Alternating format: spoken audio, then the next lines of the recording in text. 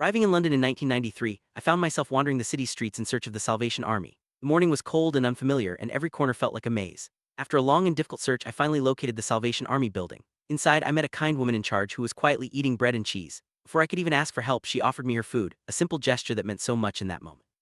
Grateful, I ate and then asked her for shelter. She agreed, instructing me to bring my luggage. That day, I left the inn where I'd been staying, thanked the owner, and moved my belongings to the Salvation Army, hopeful for a safe place to rest.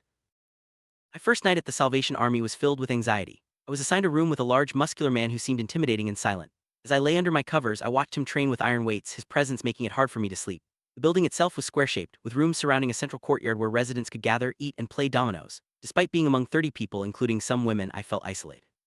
As an Arab and Muslim who spoke little English, I was painfully aware of my differences. The sense of being an outsider reminded me of the stories of Jewish people in Europe during the Holocaust, feeling pursued and out of place. The unfamiliar environment and my fears made that first night unforgettable.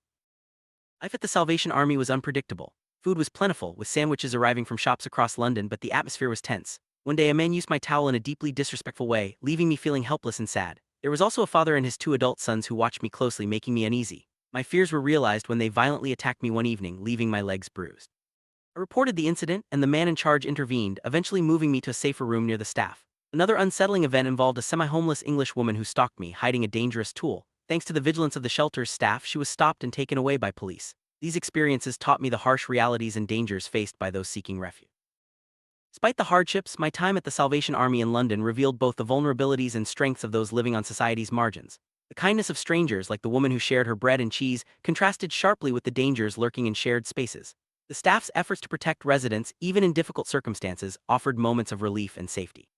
My experiences taught me about resilience, how to endure fear, isolation, and even violence while holding on to hope.